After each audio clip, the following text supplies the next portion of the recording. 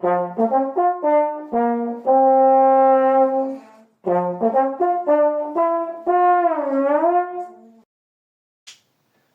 à tous et à toutes, bienvenue sur Trombone Passion. Vous avez vu ce joli t-shirt un peu? Je remercie tous les élèves de l'ensemble de Trombone et Trompette de m'avoir fait ce magnifique cadeau, donc j'étais content de l'arborer pour une nouvelle vidéo. Alors Trombone Passion, vous connaissez, c'est la chaîne qui aime bien le trombone. Et du coup on continue sur cette fabuleuse méthode, la méthode de Johnny. On en est au bras, donc on a déjà vu les starters, on a déjà vu les souplesses. Si vous attaquez le bras, faites avant une petite souplesse ou un petit starter, parce que sinon vous allez raidir un peu le masque, parce qu'on reste sur toujours le même rapport pendant assez longtemps, donc il vaut mieux faire des petites souplesses ou des petits glissés juste avant. Voilà, donc on commence le bras 1, je parle pas plus longtemps, on va s'enchaîner le A, le B, le C, le D, le E et le F. Donc là il n'y a rien de spécial, un bras très précis, une langue qui va bien, et on est parti. 3, et...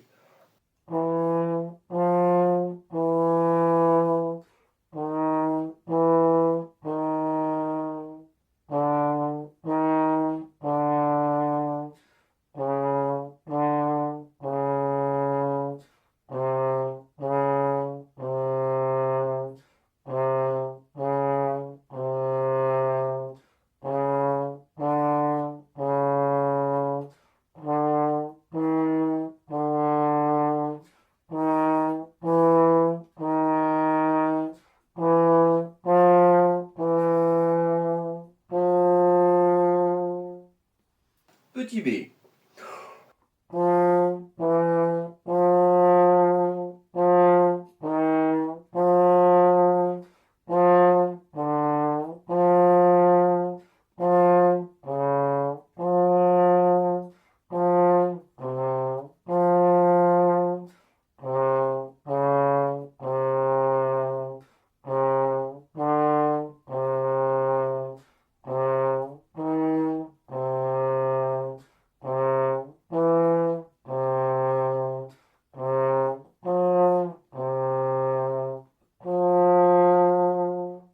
Voilà, petite pause pour expliquer et après on continue. Alors, ce qui m'importe là, c'est d'avoir un joli bras, on est d'accord. C'est un peu répétitif, une fois que vous avez vu, par exemple pour le B, 1, 2, 1, 1, 3, 1, votre cerveau il n'a pas besoin d'analyser tout, c'est vrai. Donc vous pouvez travailler deux choses en même temps. Le premier, c'est le tempo, ce qui m'intéresse pour après pouvoir travailler les rythmes. C'est-à-dire que quand vous jouez ça, vous entendez et ça bouge plus. Pam, pim, pam. Dans votre tête, vos doigts de pied qui bougent, ça ne m'importe pas. Le seul truc, c'est que vous restiez tout le temps dans le même tempo pour avancer tout le temps. Ok? On n'essaie pas d'accélérer ou de ralentir, c'est vraiment tout le temps le tempo et on a l'impression que ça avance, on ne reste pas bloqué sur quelque chose. Deuxième truc, donc vu que c'est le bras, il faut absolument pas que ça glisse. Tam, tim, tam. Si déjà là il y a des petits glissés à ce tempo-là, ça veut dire que plus rapide, votre bras il va un peu bloquer. Voilà. Et troisième chose, vu qu'on a le temps, on se dit le nom des notes. Ça c'est un troisième temps quand vous êtes vraiment à l'aise avec le tempo, tout ça. Fa, mi, fa, fa, mi, bémol, fa, pendant qu'on joue. Ok? Allez, C, D, E et F, on parle plus. 3 et...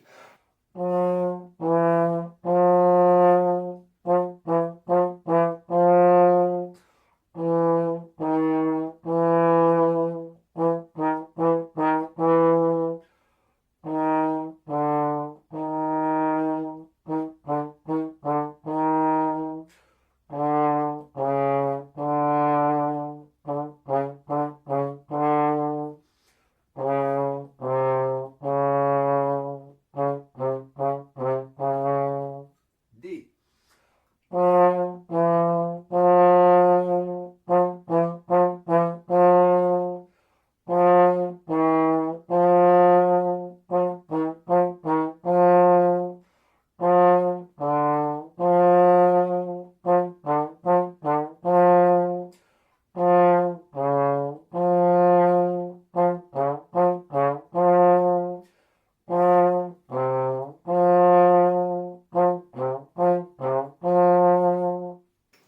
Une petite pause avant les deux derniers. Qu'est-ce qu'il aime me parler, décidément.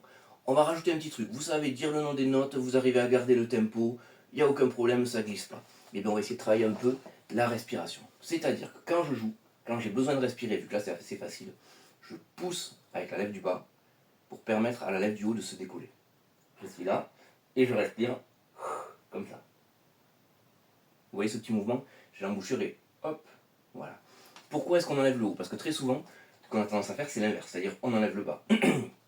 Vous remarquerez que quand on appuie, c'est très souvent la lèvre du haut qui est marquée. Là, ici, il n'y a pas grand-chose. On peut appuyer, c'est pas trop grave. Il vaut mieux éviter, mais c'est pas trop grave. Par contre, celle du haut, c'est elle, dès qu'on appuie, où ça fait un petit trait, ou après c'est compliqué, il faut qu'on appuie de plus en plus, etc.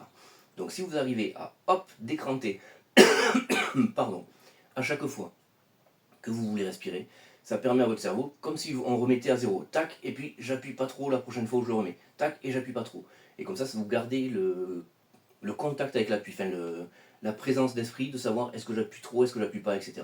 Donc faites-le sur des trucs faciles comme ça, et vous verrez que des fois, pas tout le temps, vous avez un truc très dur, vous n'allez pas penser attends, je fais ça, etc. Mais sur des valeurs longues ou quoi, juste de penser ça, ça peut vous aider à réoxygéner un petit peu ce muscle-là et à gagner quelques petites minutes, quelques petites dizaines de minutes de non-appui et du coup de fraîcheur sur les lèvres.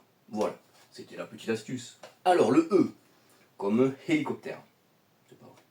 3 et...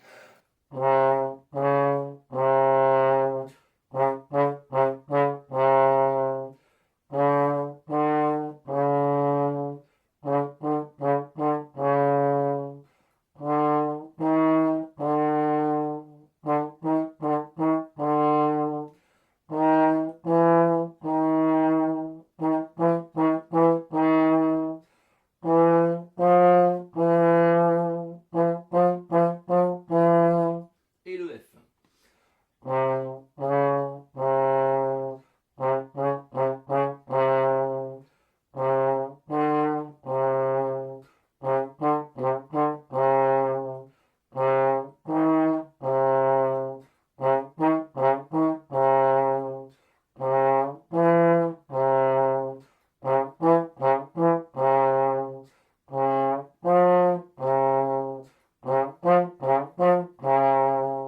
Voilà. Pourquoi ces exercices sont importants pour moi? Parce que même si vous n'arrivez pas encore à faire des souplesses, parce qu'ici c'est pas armé, vous n'avez pas bien compris le système de levier, tout ça, vous pouvez quand même travailler. Ça, vous me le faites sur l'étage qui est marqué là. Si vous avez envie, vraiment motivé, l'étage au-dessus et l'étage en dessous. Et là, vous avez quand même un bras qui est béton, une oreille qui s'est bien mise. Parce que pareil, on a travaillé les rapports, do, ré bémol, do, ré, do, mi bémol, do, mi bécard, do, fa. Si vous avez un souci dans les notes, glissez-le une première fois. Je prends le F par exemple et je dois faire do, do, mi bémol. C'est pas très dur, tierce mineure, mais on imagine qu'on a du mal. Et bien on part là. Je suis sûr que j'ai les bonnes notes. Si j'avais pas les bonnes notes, ça aurait sauté un rapport, ça aurait fait. Là, on sent bien que do, il y a une petite glisse. Alors que do, mi, do, c'est franc, ça glisse toujours pareil. On a les notes, on y va.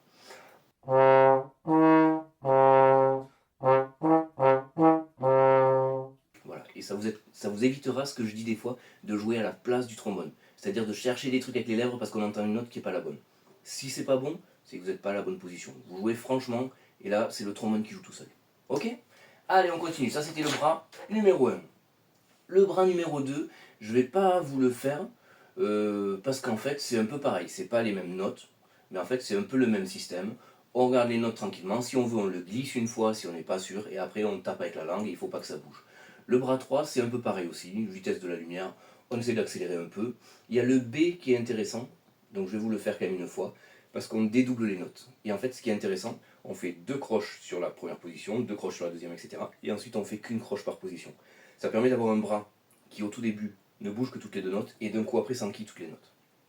Et ça, sur les morceaux, c'est assez compliqué, parce que souvent, c'est quand on a des vitesses différées de bras, on doit faire des noirs, ta, ta, et d'un coup il y a des croches, et c'est là que le bras il a du mal à trouver la vitesse de suite. Donc on fait une fois le B de bras 3. On y va.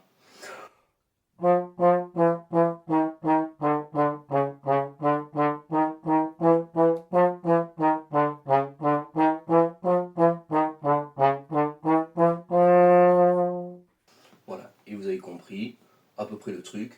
Vous pouvez le faire aussi vite que possible. Là, je vous fais tranquille pour qu'on puisse l'analyser. Si après chez vous, vous êtes là, allez, on fait le A, ouais,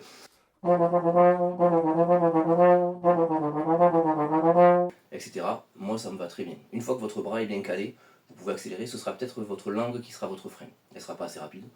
Comme par hasard, il y a un petit chapitre langue après. On le verra tranquille. Donc, c'était le bras 3. Et on va s'embêter un peu sur le bras 4. Attention, synchronisation. Parce que ça, pour moi, c'est important. Ça permet d'avoir le cerveau qui se densifie un petit peu avec beaucoup d'informations. Et ça permet surtout d'avoir un bras qui est pas mal du tout. quand on joue, c'est le bras qui arrive d'abord. Ça, il faut vraiment le savoir. C'est pas la langue qui tape d'abord, c'est ta, bras, puis je joue. Et donc là, c'est ce qu'on va travailler. Vous voyez, vous avez la note, un demi-soupir, la note, un demi-soupir. Pendant ce demi-soupir, je bouge le bras, je pense bras. C'est-à-dire bras, bras, bras, bras, bras, bras, bras, bras. Voilà. Ça, c'est intéressant comme travail parce que ça nous oblige à bouger le bras rapidement alors que le son doit sortir lentement. On refait encore plus lent pour vraiment saisir le truc. Même si je vais lentement, mon bras tchouk, va aussi vite que le trompettiste qui appuie sur son piston. Donc vous voyez, c'est très rapide. On y va. Bras, bras, bras,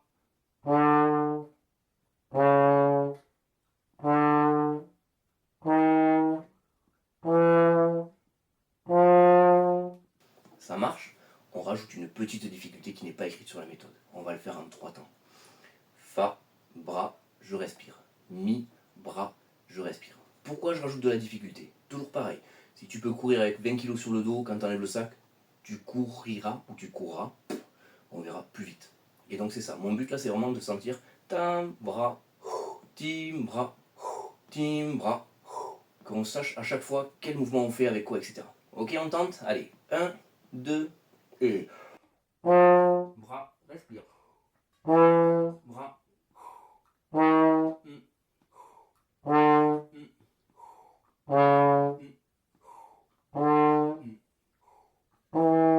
Et 2 fois je me suis fait avoir. Pourquoi? Parce que je sais jamais si je respire avant de mettre le bras ou je mets le bras avant de respirer. En fait j'ai fait exprès, mais c'est pas grave, c'est pour vous montrer les écueils dans lesquels vous tomberez aussi. On le refait nickel, donc à chaque fois on bouge le bras et après on respire. Et ça même en morceau, vous avez 4 temps de pause, vous avez un La bémol par exemple, et bien, il y en a beaucoup qui font 1, 2, 3, 4, non, tac, 1, 2, 3, 4, et là ça part franchement. Ok? Allez on réessaye ça. Je joue, je mets le bras, je respire.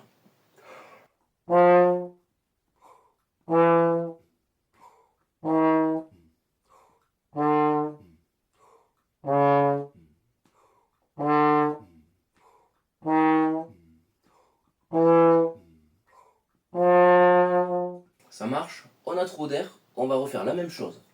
On respire qu'une seule fois pour tout le trait, ça ira très bien. Au lieu de penser à respirer, je pense à regarder mon gainage. C'est-à-dire, je respire, je gaine, fa, bras, gainage, mi, bras, gainage, mi, bras, gainage, ré. Et comme ça, on prend conscience tout le temps du gainage, du fameux soutien. On y va? Après, promis, je vous embête plus. 1, 2, et... Bras, gainage.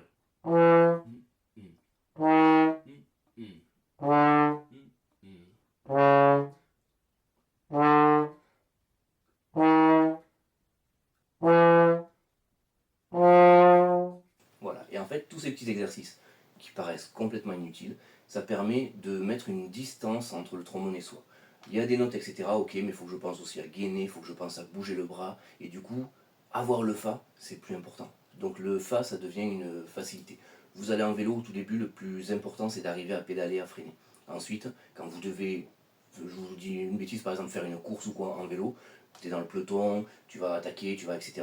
En fait, pédaler, c'est plus important. Ça devient secondaire, donc ça devient machinal, ça devient une habitude musculaire. Et dès que c'est une habitude musculaire et corporelle... Hey, j'ai du mal aujourd'hui. Dès que ça devient une habitude musculaire et corporelle, dans ces cas-là, il n'y a plus aucun souci. Voilà, c'est plus facile. Donc vous me faites ça. Le B c'est pareil, le C c'est pareil, le D c'est pareil, le E c'est pareil. On va se faire juste le B à vitesse réelle maintenant. Donc, tam, bras, bim, bras, tam, bras. Je dis pas bras à chaque fois, vous avez compris le principe. 1, 2, 3, et...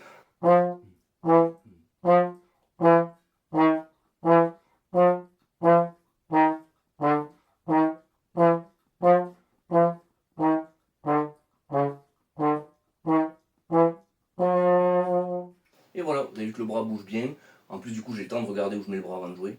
Enfin, pour moi, c'est une méthode qui aide vraiment bien à sentir son bras, à bien le synchroniser. Et après, on l'oublie et on peut jouer tranquillement tout seul. Voilà, c'est la petite vidéo sur le bras. La prochaine, ce sera la langue. Je vous dis à très bientôt. Encore merci pour ce fabuleux t-shirt. Et bonne journée. Allez, ciao.